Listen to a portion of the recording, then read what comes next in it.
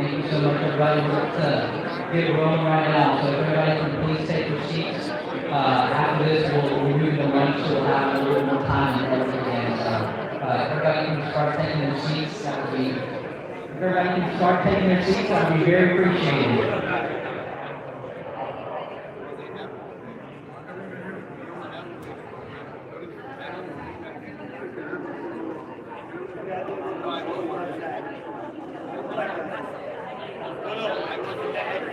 All right.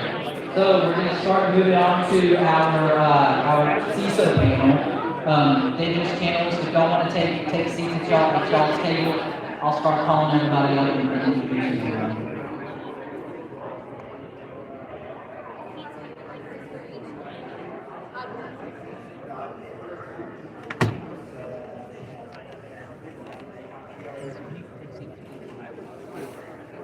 You got the thing? You got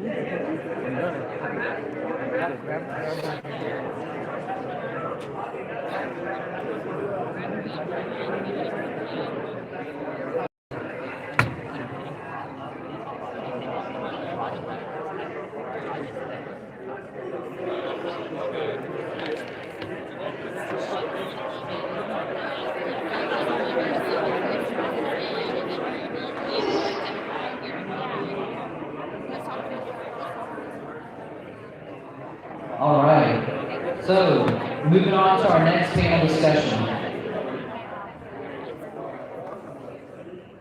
All right. Thank you, everybody. I see everybody quickly moving to their seats, so if we can get settled, we'll move on to our next panel.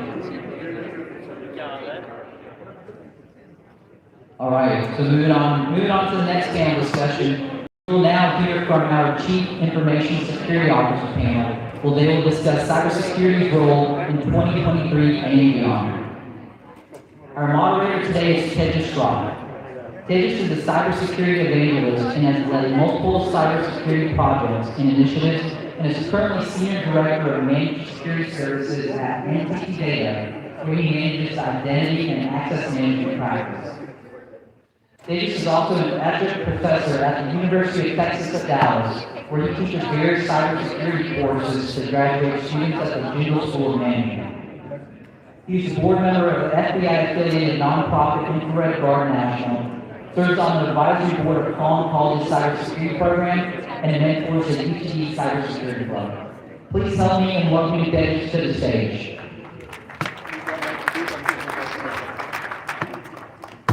And Tejas, while you get settled in, I'd also like to welcome to the stage all of our panelists.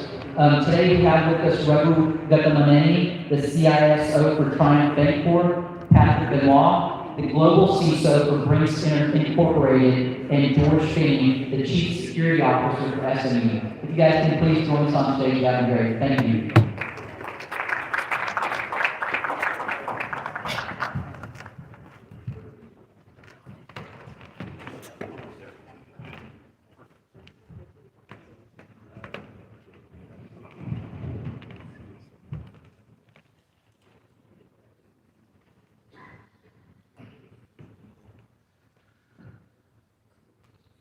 Hello.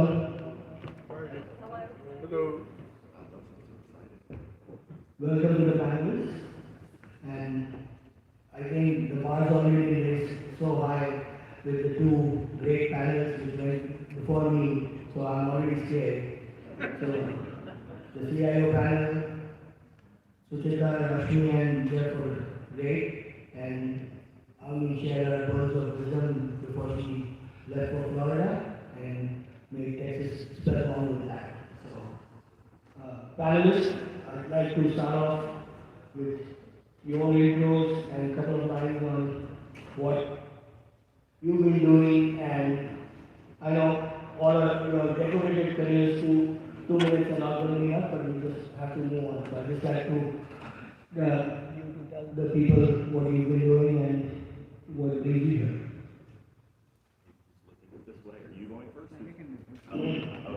Okay. Hi, Pat Benoit, Global CISO at Brinks.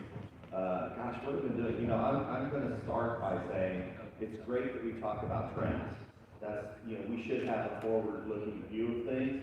However, in the same breath, I'm going to say, don't chase chase that shiny object. We did the last session of shiny object syndrome. Same idea. Don't chase that shiny object. It's good to be aware, but don't lose fundamentals in the process. And so that's how I'll start the conversation. Howdy all, I'm Gordon Finney, I'm the CISO for Southern Methodist University, also the CEO of Wellware Security. And I think that the primary role of cybersecurity is actually today education.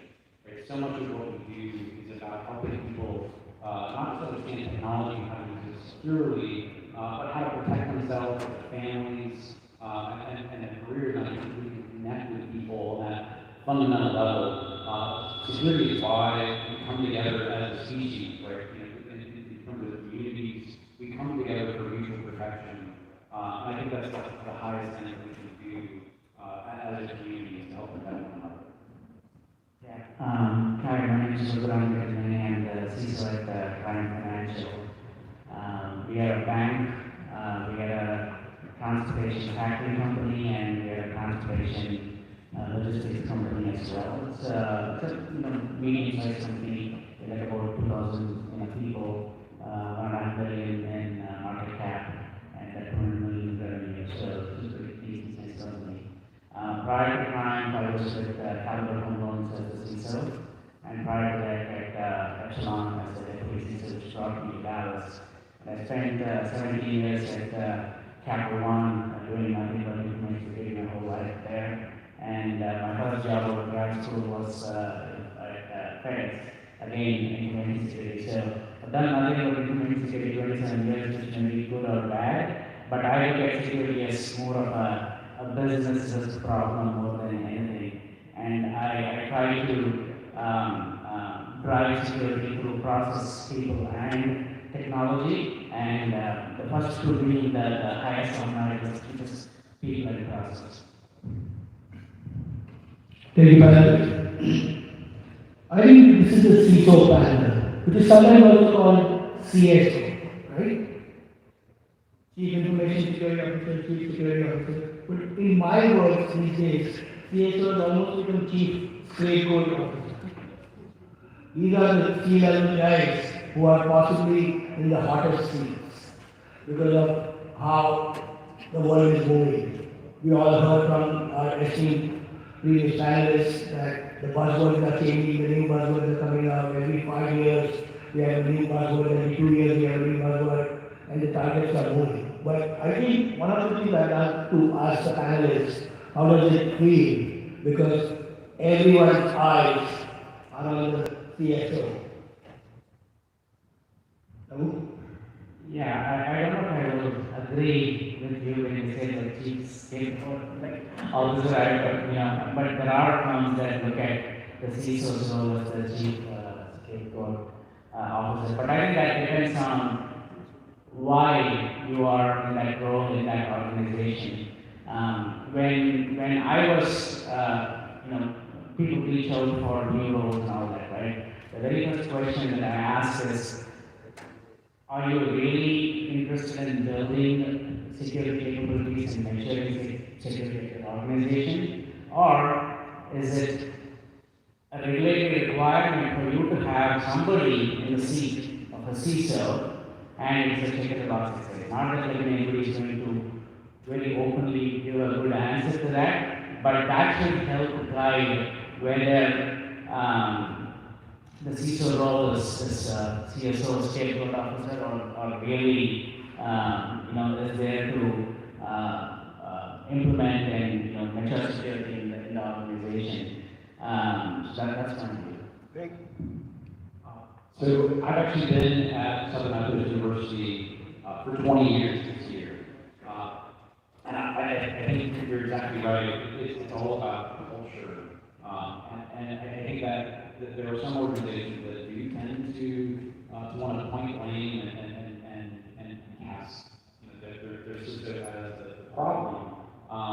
But I think navigating that, understanding the culture of your organization and helping influence that culture so that you can grow organizations to be more aware, to be more proactive. I think that's really the secret sauce of having a great CISO you have to want to do security, and having a great CISO who helps facilitate that, that eliminates barriers. I think that one of the things that I love doing the most is actually helping the business find opportunities to improve and have the business become more effective at the same time that we're improving security, right? And I don't think it has to be a one or the other kind of thing. And unfortunately, I think some folks do see it as binary. Some folks do see, like, okay, we do one, but I think the majority of systems that I actually work with have experienced the breach and are still in their jobs. And that the lessons that you learn through going through an incident and helping manage that, I think are incredibly eye-opening. And you don't want to lose all that knowledge that your system went through in that incident. There's a famous quote from the CEO of IBM after one of his lieutenants made a mistake.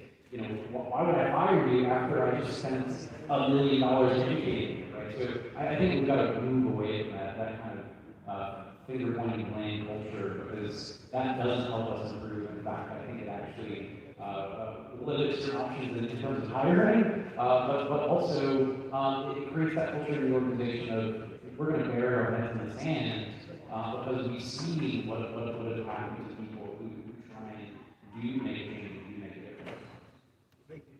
Yeah, I think there are multiple things at play there. We have a society that's focused on sensationalism.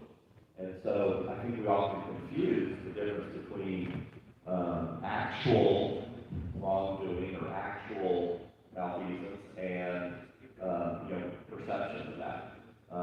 Cyber is one of the only places where regulatory-wise we do penalize the victims.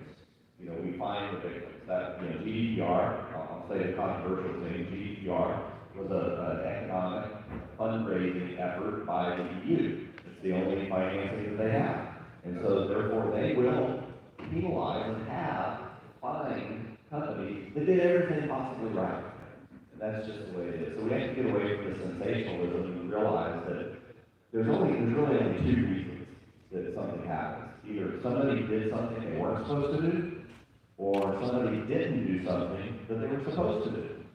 So if you pay attention to always doing the right thing, doing what you're supposed to do, making sure your team's doing what they're supposed to do, and if they're not doing stuff they shouldn't do, then you have that leg to stand on. I think the other side of that coin, though, is that we will always have this perception of let's go blame someone as long as the CISOs are portray themselves as technical leaders. The fact is, we're evolving. We're really much more business leaders at this point. And so, if I'm part of the business and I'm doing the two things that I can do, which is help to reduce the risk to the company and help to drive revenue for the company, help them to drive more revenue or growth, then I'm a business leader now. I need to operate at that level.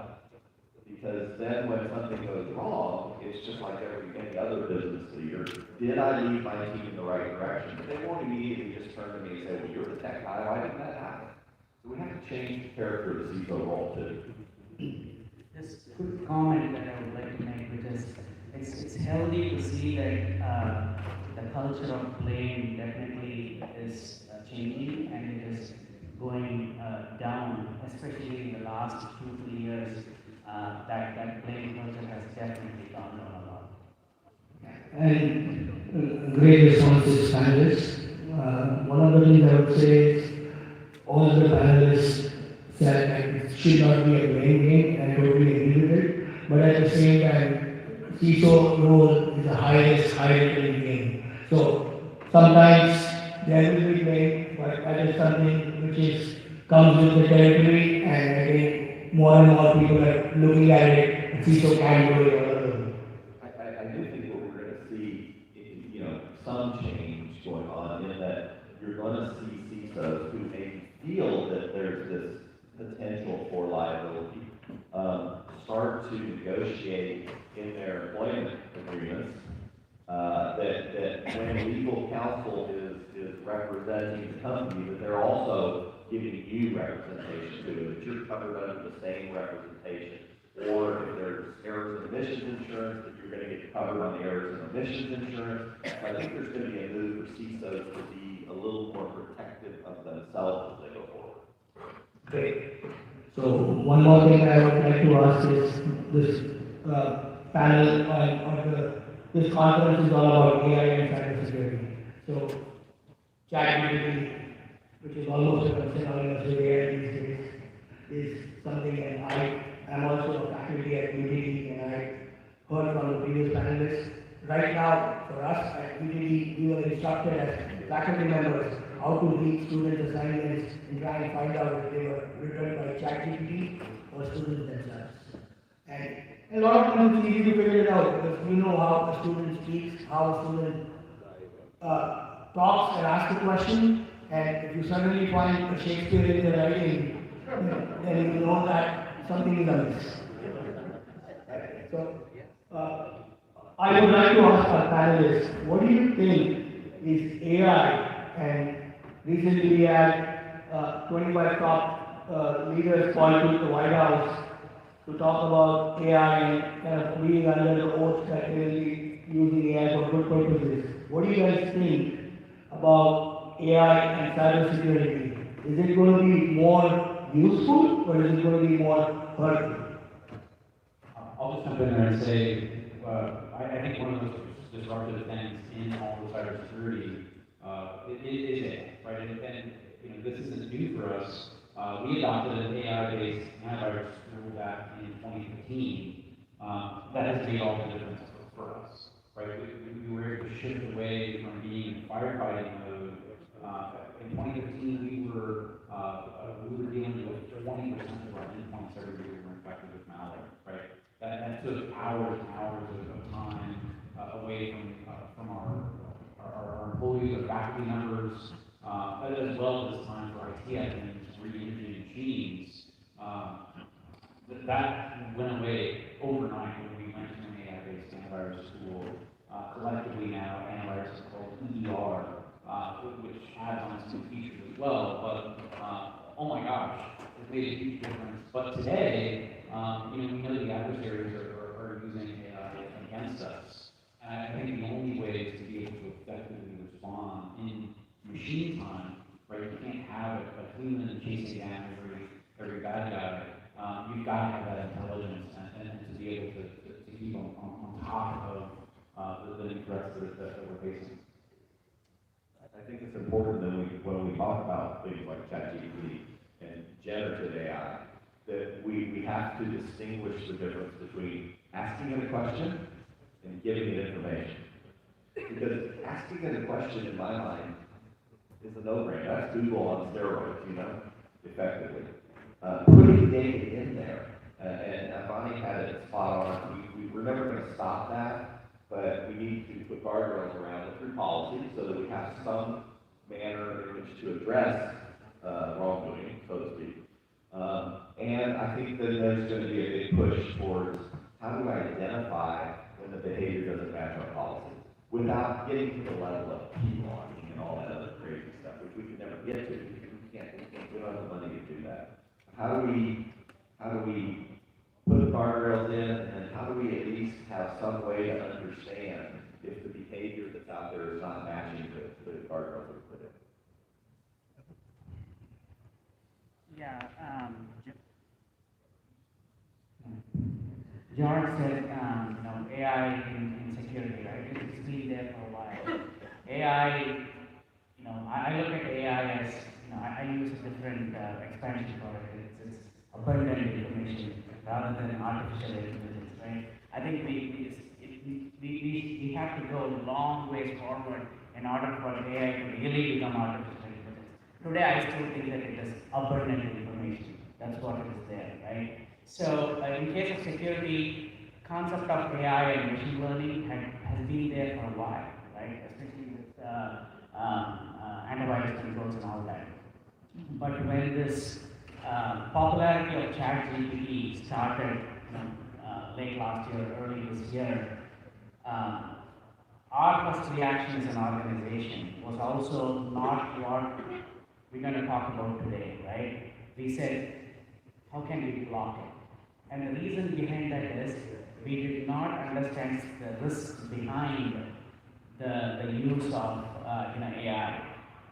And we did not know what kind of controls that we can put in place. So the very first thing that we did is, okay, block it, but then make our organization and leaders know that just by blocking it doesn't mean that we're completely blocking it, because as discussed earlier, right, there are multiple ways team members and associates can go use those technologies, right? But right now, and at the time when we blocked as well, one of the things that we did is raise awareness with the associates, and the way I explained to our organization is, it's not any different from the proper judgment of team members. We instruct team members not to go talk about corporate information in public social media, right? I said this is not any different from that. The only problem with this is that the impact of something going wrong is high, right? Other than that, team members going and putting information on social media versus team members putting information on tools like ChatGPT is pretty much the same, right? But now, after fast forward 5-6 months, we are able to understand the risks, right? We are able to listen to the business and find out what are the right use cases for which technologies like ChatGPT would be useful. So now we've brought our stakeholders to the table to discuss those use cases and then figure out what is the best way to promote the use of the technology rather than say you cannot use it.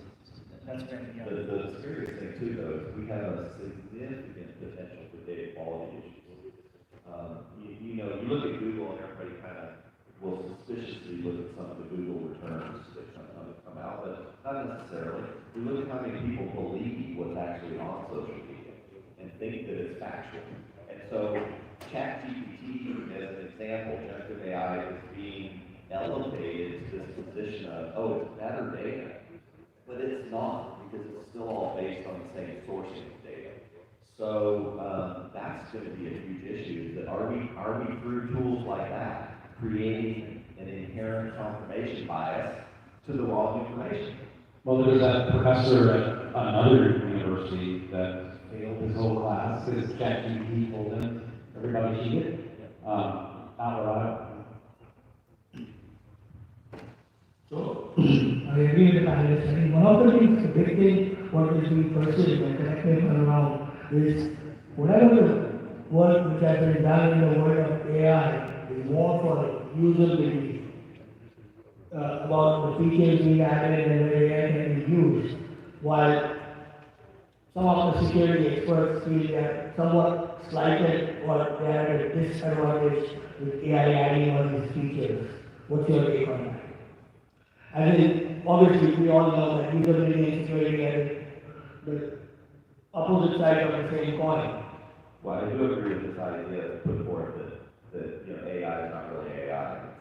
It's abundant information. That's a really good point. And for years, though, it has also become purely a marketing term and a marketing play. So I'm very suspicious of any vendor that says we're using AI and we're better because of AI. So how do you prove that? And I don't know how you do. So I think we have to be really careful. It's one of those terms in my mind that I'd love to take out back of the yard, bury, and never use that term again until it's real. But currently we have to deal with it, and we have to deal with sorting through all the noise of vendors that are just using the term instead of actually producing something of value. So I think my favorite book on AI was written by Gary Kasparov. So Kasparov was the chess grandmaster who was the last person to be beaten by IBM's computer. So I love the book, and in part because he tells the story of how IBM cheated. Which is awesome. But as you might expect Kasparov to have like sour grapes about being eaten by Big Blue and how IBM kind of had somebody in the room that knew Russian that was feeding them information. train their AI model, but actually, he is the biggest advocate of AI out there. And it's all about for him how AI can be your co-pilot to solve problems and to do more, right? But in his experience, he's studied AI probably more than anyone else on the planet, in part because he's figured out how those algorithms work and how to beat them. And I think using AI requires us to understand more about technology and how it can enable us to accomplish our goals. And I think with that human artificial intelligence kind of mindset, oh my gosh, there's so much more that we can do so much more quickly, but it's going to require a shift in how we think about how we use computers, not as a tool, but more as a partner. So, I think we're still getting our minds wrapped around that. And frankly, it's going to be a culture shift. It may be a generational change before we can get there to really effectively use it. So, you asked, the new features and all that coming in and how we can adopt, right? I think it's having a seat at the table with the business leaders, right? Because business is moving much more faster than technology, right? So having a seat at the table and trying to learn about the use cases and then figuring out how we can enable those use cases is how we will succeed. And I think Avani yesterday at dinner was saying how their organization is using the technology mainly in the HR space, right? So the first thing that went into my mind is that's awesome, but what controls do we need to have that can prevent an accidental upload of sensitive information, right? So I think that's where we need to concentrate on, right? Rather than saying don't use it or whatever, right?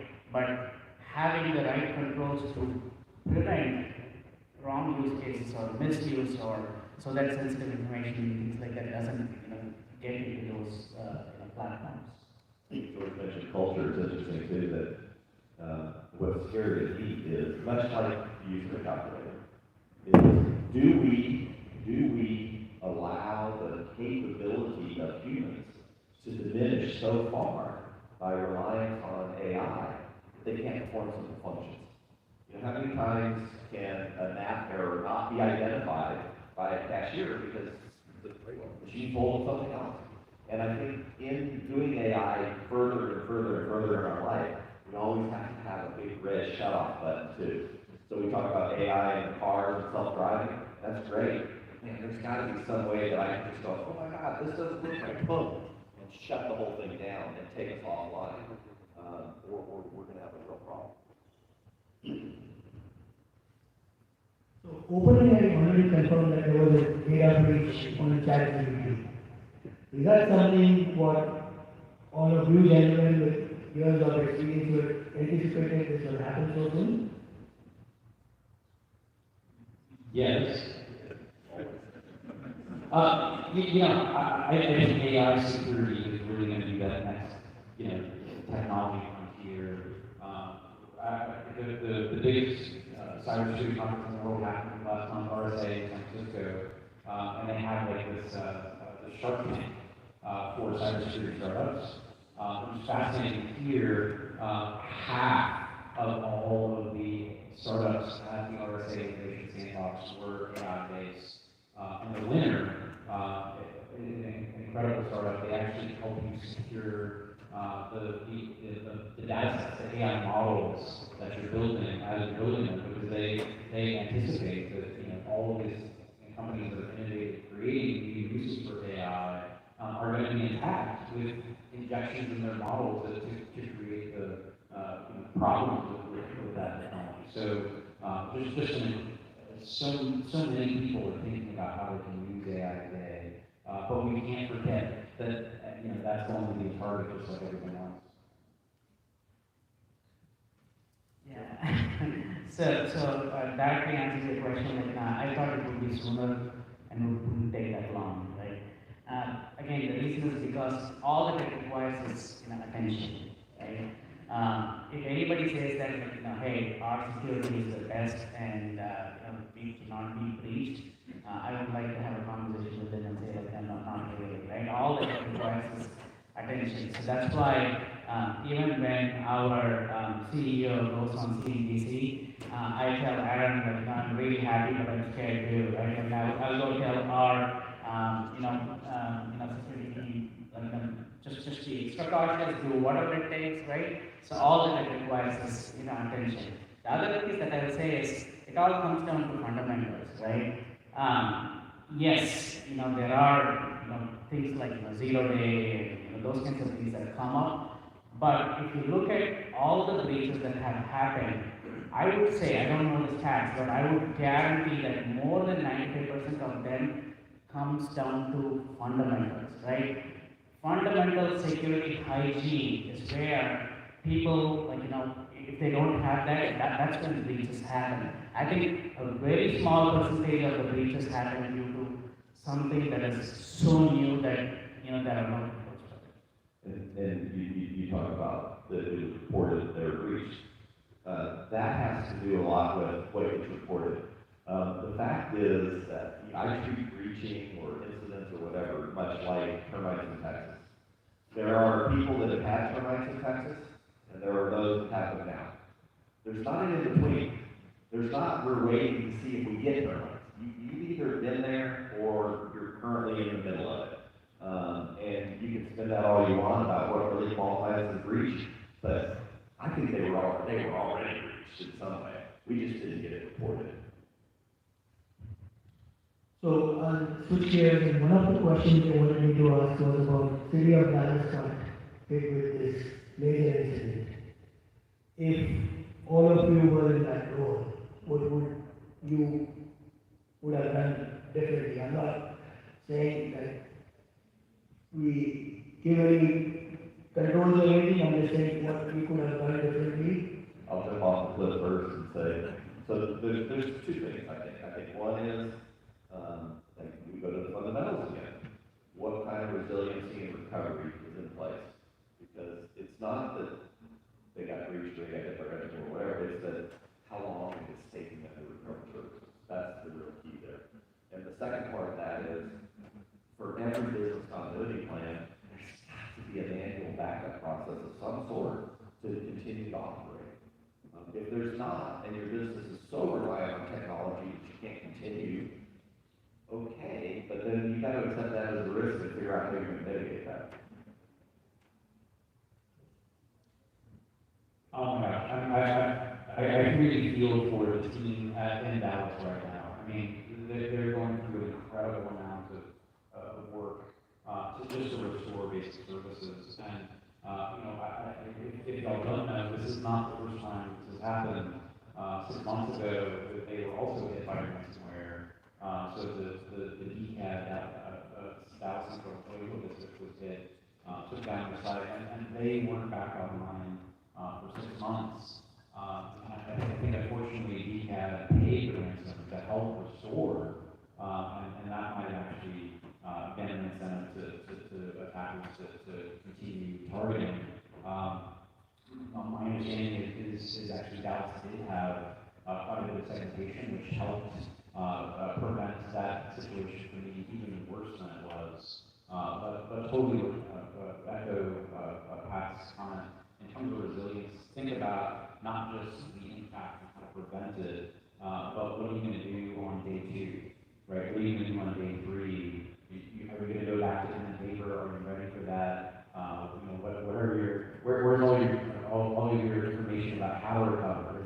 Is it on those same computers that got ransomed that you can't get access to anymore and you print it out on paper, or was it in the cloud or someplace else that you could get access to? Thinking about resilience, I know from having been in the universe for so long, that's really the last thing people want to think about.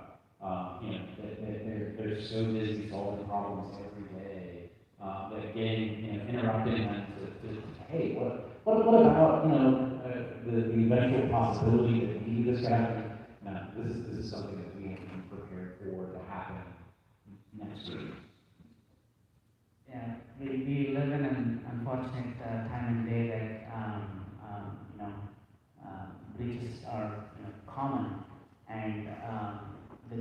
public is okay with, the news of a organization getting breached. But the organization is going to get measured by how well you manage that and how soon you recover the services, right? So that's what an organization is getting measured by. In the case of City of Dallas, Nabil also digging for some additional threat intelligence on what exactly happened, and I'm still not able to lay my hands on it. If anybody in the audience has that information, I would really like to have a chat. But kudos to them, for the fact that they are recovering services from backup means that they do have backups, right? Which is a good thing. And it also means that they have not paid the ransom, right? Which is again a good thing. But the downside is it is affecting the general public. They may have backups. There's the old story. So this is not new. 30 years ago, I had involvement with a company that thought they were doing backups in the traditional old school way. And it just so happens that the backup operator that operated at night was also a huge surf fan, and they were in California. And they had a run of really good surf for a period of time. And so he was coming in, labeling the tapes back in the day, hanging them, and leaving. They were never being backed up. They were just being labeled. And so when they lost a couple of disk drives, they basically put them out of business because they couldn't recover. So there's many aspects to that. Yeah, something I just thought of. How many of you are on T-Mobile customers here? I lost one T-Mobile, right? I think they've had, if I'm not mistaken, 6 breaches or something in the last 12 or 18 months. Sometimes it makes me feel like, why don't we make social security numbers just public? Right? Because it's already there, right? Just make it public. And don't forget some ransomware gangs will also encrypt the backups. So we have to find crypto as well. So going back to AI, some of the big name players like Microsoft announced that they are embedding ChatGPT in Bing. So one of the suggestions earlier was, can we go away from AI? Now with Bing embedding and Google soon to follow suit with Bard. So I don't think we are going to wait around it. And likewise, for voice, Apple announced that they are coming out with a voice service where you can actually do things with your own voice. They take some 15-20 samples of your own voice, and they come out with a voice activated lot of things. So we still haven't read much on it, but I think that's what they're already around. So what do you guys think? Will that add more to the security conundrum, or do you think that will help in? I think the place that's interesting to me about that is that everybody in our industry seems to be kind of very focused on the technical aspect of where AI is going to make hackers more efficient, getting through our controls, finding zero days, and things like that. Something near and dear to George, though, is that I think where AI is going to be most effective is in social engineering. And the social engineering hack is going to be so fast, it's going to be the old script kiddie idea, but for social engineering of people. And that's how they're going to get in, and that's where AI is going to be dangerous for us. 100% agree with that. There was a 60 Minutes on Sunday where they had a famous engineer, Rachel Kodak. She used a deepfake, very easy to do, to call the interviewer's producer with that person's exact voice. Very easy to set up, took minutes, and that could have been a devastating thing. How much business we do over the phone, and if you're a CEO who is on CNBC, they've got samples of their voice, very easy to create a deepfake of that, and make social engineering that much easier. So, I just thinking about how do you train for that? How do you prepare? Do you have challenge questions or secret code word you're going to use with the people you talk to most often? Oh my gosh, it's really going to make it so much more difficult and for companies to defend against. A recording call where it's not the same kind of evidence that there would be with phishing. So, oh my gosh, it's a whole new world. So, I'm definitely scared, with Google and Bing and integrating ChatGPT. The reason behind that is the internet is already, this abundant misinformation that is there, and that is going to get even worse. That is my concern. I'm not concerned about the technology. I'm just concerned about the propagation of more misinformation, right? A quick example, when I was trying to explain to my kids what ChatGPT is, and this was in, I think, December. We were planning a trip to India, and then I said like, hey, I'm going to spend 5 days in Madras, and just tell me what are all the different things that I can do, right?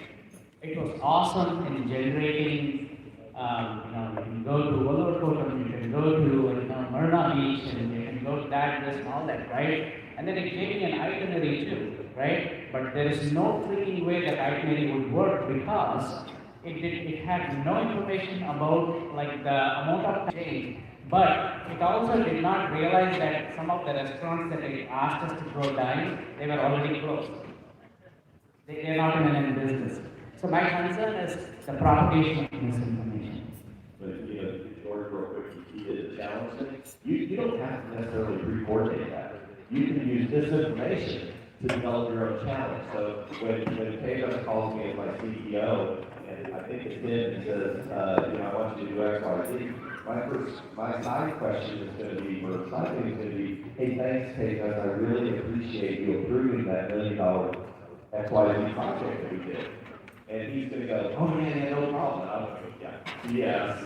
I called yes. So that I know that's not Tejas now. So you can use all sorts of ways to get there. Yeah, so that's what I was telling Avni when she finished, right? One of the things she mentioned is about AI. You should teach people to fish. I said, you just point out under. We in security have told people not to fish. So it's just a play on word, but what we are just trying to say. So I think I'll move on to some great questions which have come from our audience. So, George, question first for you. Have there been any new changes done to the data governance policies, internal to the organization to secure the information, and also to continuously govern the data?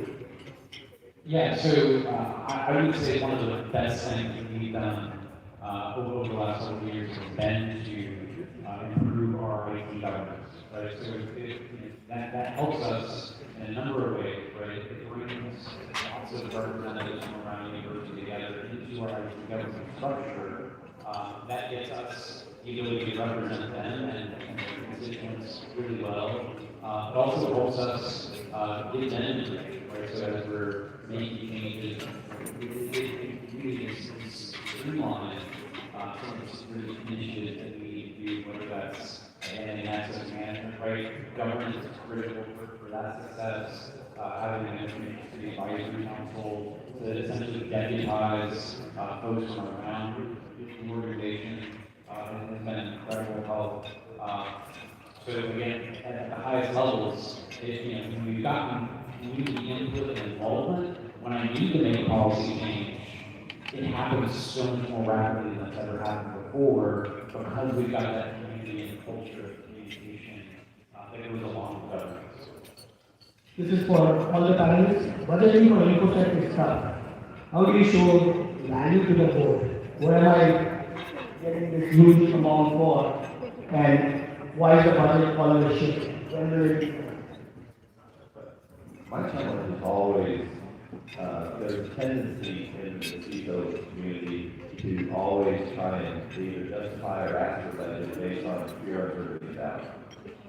Or risk. We can take the fun away and say it's based on risk, but the risk is always from the, we're trying to help prevent this bad thing from happening point of view. So my challenge, and the challenge I put out to everybody is, can you change that? Can you flip that coin a little bit and figure out where's the benefit that's not just protecting this or the fear of this happening? I don't know the answer, but that's always something, an exercise that I try to go through when I'm looking for budget lines, budget items, or whatever it is. How do I make this a positive experience for the executive leadership team? Well, so we can have the last question. Yeah, for us, you know, it comes down to the risk appetite of our organization and trends, right?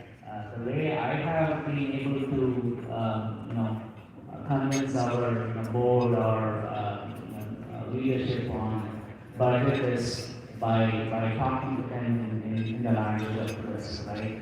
And explaining what would be the impact of something happening, and also being very transparent about whether this is likely to happen or not. So taking all those facts has really helped drive our conversations.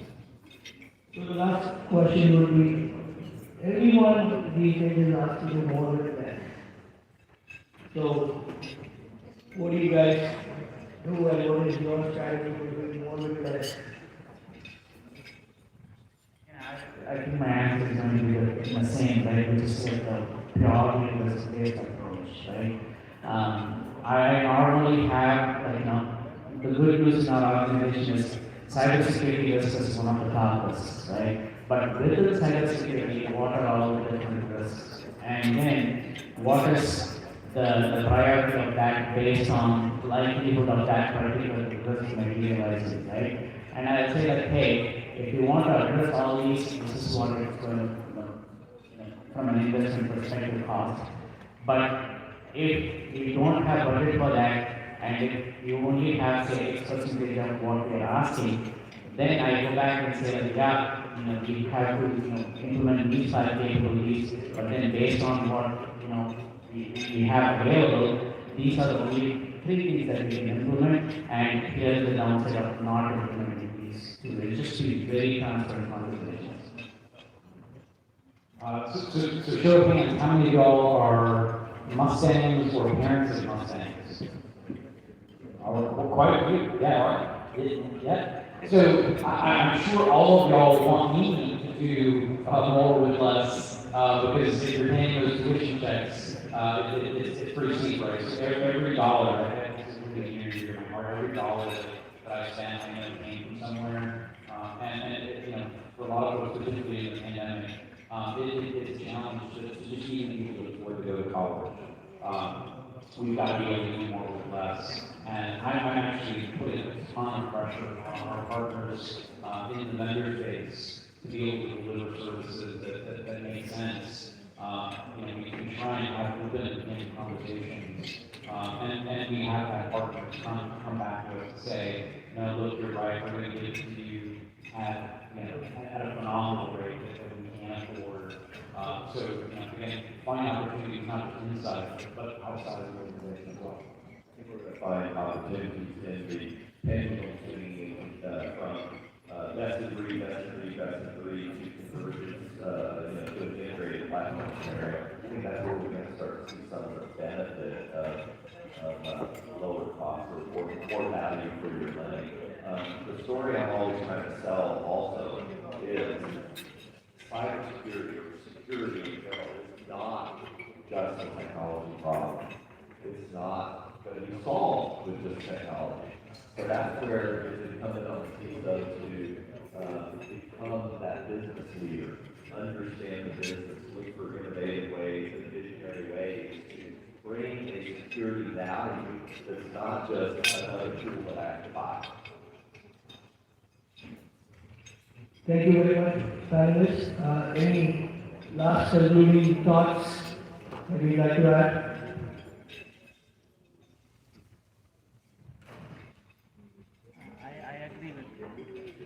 I agree with Patrick, right? The CISO role definitely is not a technical role anymore, right? It is definitely a business facing role. The reason is because, especially for organizations that may have multiple divisions or multiple products like our own organization, the approach of one size fits all is not going to work anymore, right? right? It has to be a tailored fit kind of an approach because differentiated controls are needed based on the products and services the divisions offer. And that's something that I have been explaining to my own information security organization, right? Making sure that the engineers understand the business first before, talking technical. I would just say that cybersecurity is a team sport. Cybersecurity is a team sport, and every day is game day. And for those of us that are old enough to remember the police drama, obviously, that has been safe out there.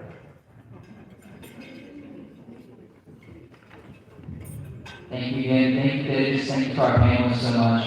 We really appreciate y'all's conversation. Thank you for being here and to show token of our appreciation from the chamber. We're going to have our chairman, Mr. Sunil Maney, presenting with the gift, as well as our founding chairman, Mr. A.K. Mago, who joined us earlier today. So thank you.